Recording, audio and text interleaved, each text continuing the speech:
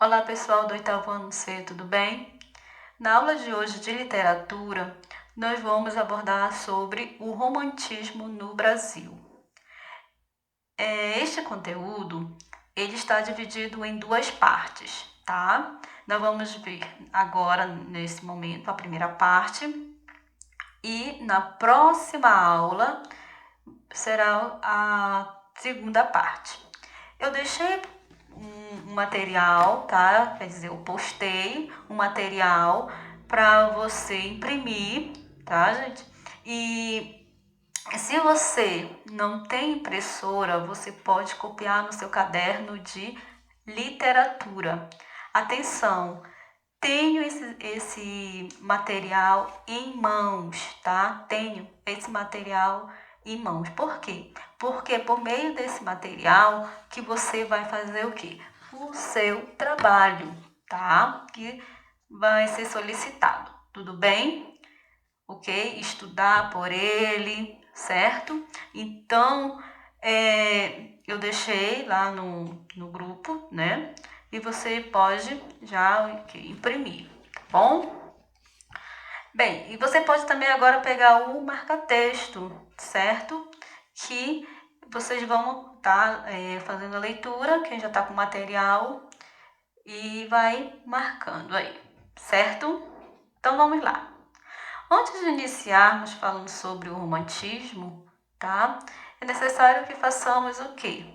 Uma análise da linha do tempo, né? Eu sempre começo pela linha do tempo, para saber mais ou menos aonde nós estamos dentro da escola, né? Dentro do movimento da literatura, tá? Bem, nós estamos bem aqui, olha, em 1836, o romantismo, onde estão presentes. Aqui são as três gerações na poesia. Olha aqui, o indianismo, o ultrarromantismo e o condoreirismo, tá? Que nós vamos ver isso mais lá na frente com relação a são chamadas também como fases, tá bom? Então vamos lá. O romantismo no Brasil. O romantismo é a escola literária que sucede o arcadismo. Então, o romantismo ele está depois do arcadismo. Então, esse movimento nós estudamos o quê? Na aula, né? Nas aulas anteriores, esse movimento. Então, esse movimento, ele praticamente, tá? O romantismo, ele vai ser uma oposição ao arcadismo. Então, o que foi o romantismo? O romantismo foi um movimento artístico, tá? Ele foi um movimento político, ele foi um movimento filosófico, surgido nas últimas décadas do século XVIII na Europa, que perdurou por grande parte do século XIX. Então, foi um movimento que levou em consideração a arte, né? A fatores políticos, certo? E o pensamento, a filosofia, né? As ideias filosóficas. Bem, esse movimento ele influenciou outras manifestações, tá? Como a literatura, a pintura, a música e a arquitetura. Isso aqui a gente vê muito aonde esse assunto, né? O romantismo na arquitetura, na pintura, na arte, né? Na pintura, na música, nós vamos ver aonde? Na arte, né? Como falei ainda agora há pouco. Então, o romantismo, ele é o quê? Oposto ao classicismo, ao racionalismo e iluminismo, que esse movimento chegou no final do século XVIII, tá? Então, praticamente foi uma oposição, porque essas ideias aqui, ó, classicismo, racionalismo e iluminismo, estavam onde presente? No arcadismo, tá? Continuando aí, O termo romântico é caracterizado pela subjetividade, pela emoção, pelo sentimento e pelo lirismo. Os escritores românticos escreviam de modo mais emotivo e sentimental, explorando as emoções e o drama humano. Os românticos buscaram uma arte individualista, em que o eu, aqui, torna-se o centro de tudo. Bem, gente, o termo romântico, tá? Não quer dizer que os poetas estavam apaixonados, né? O sentimento de paixão por outra pessoa. Não é nesse sentido que o termo romantismo, ou seja, romântico, tá? Possa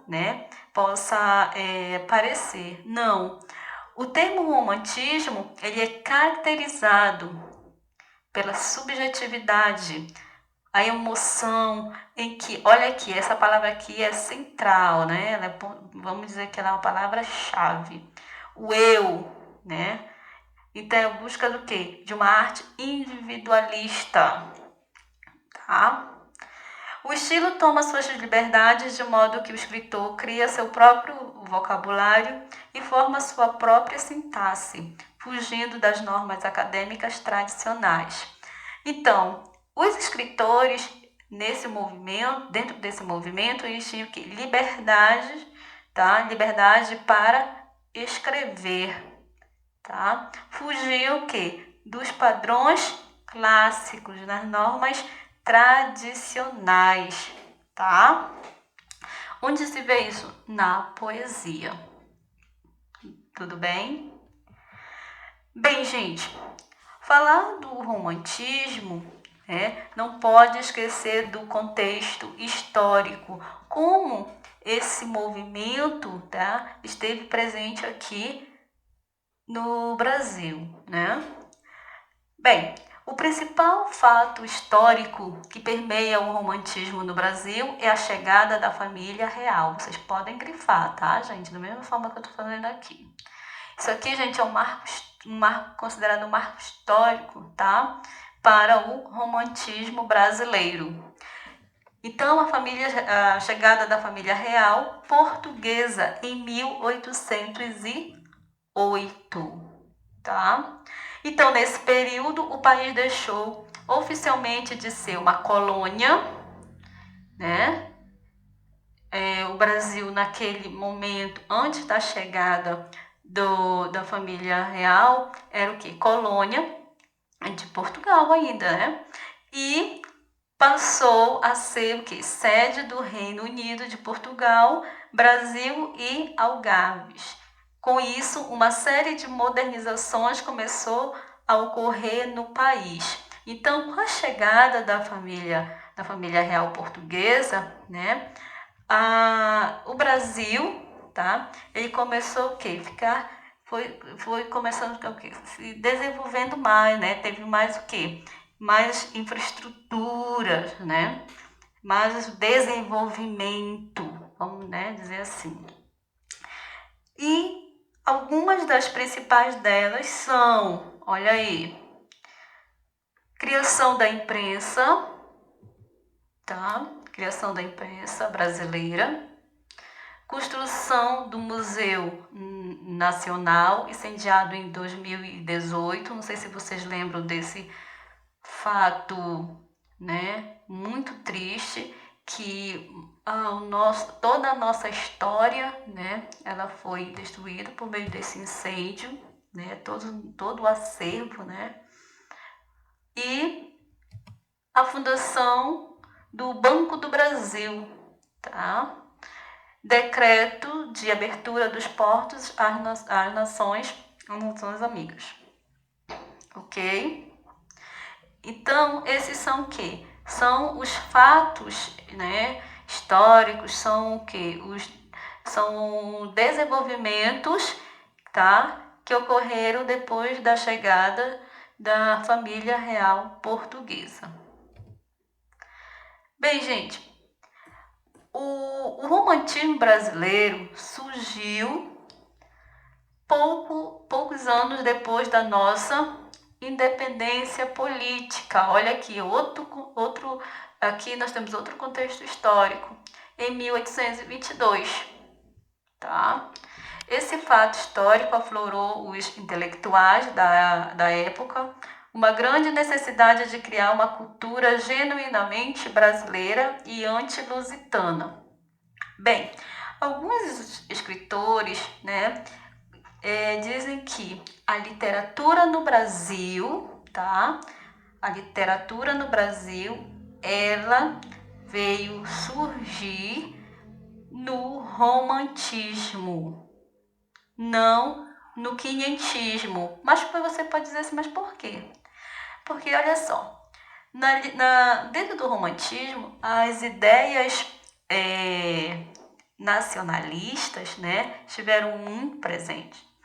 E aqui o objetivo, nós podemos ver que o objetivo, tá, já havia uma necessidade. Então o objetivo era o quê? Criar uma cultura que seja o quê?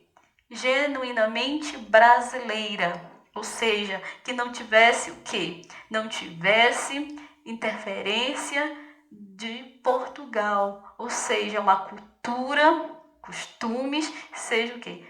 Do Brasil, certo? Bem, o marco inicial do movimento ocorreu com a publicação da obra Suspiros Poéticos e Saudades de Gonçalves de Magalhães em 1836. Gente, na literatura, tá? Esta obra, ela foi um marco, tá?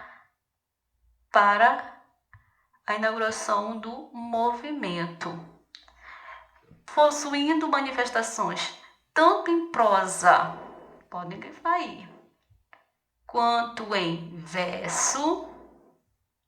O romantismo brasileiro é considerado um dos principais marcos da literatura em nosso país. Bem, o movimento romântico, tá? Vamos dizer assim, o romantismo, ele esteve presente tanto na prosa quanto na poesia, certo? Ok.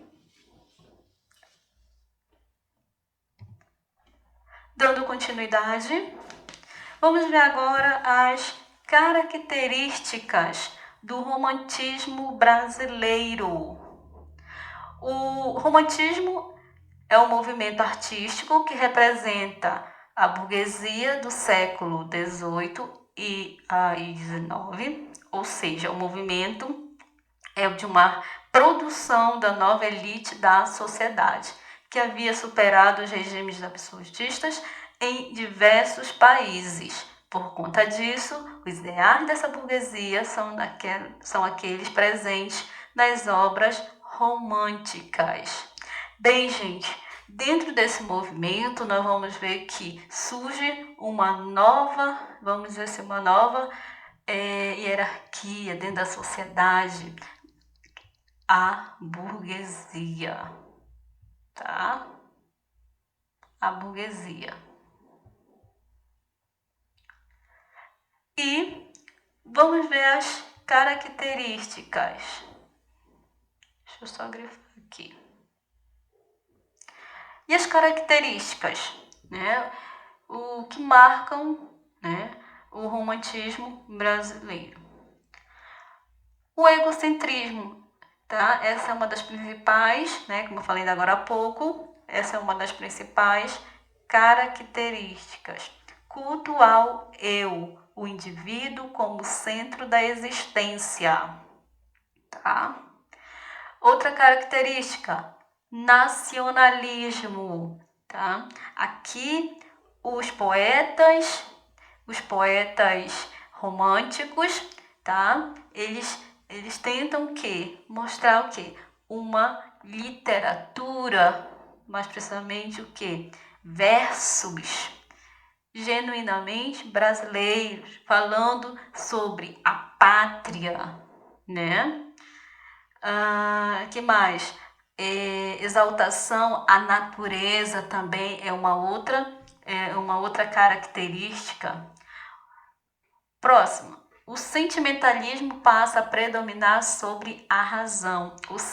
Aqui, olha só, ou seja, aqui, ó, o lado sentimental, né? O lado subjetivo, como falado mais na frente, né? Passa a predominar sobre o quê? A razão. Tá? Idealização do herói, do homem e da mulher.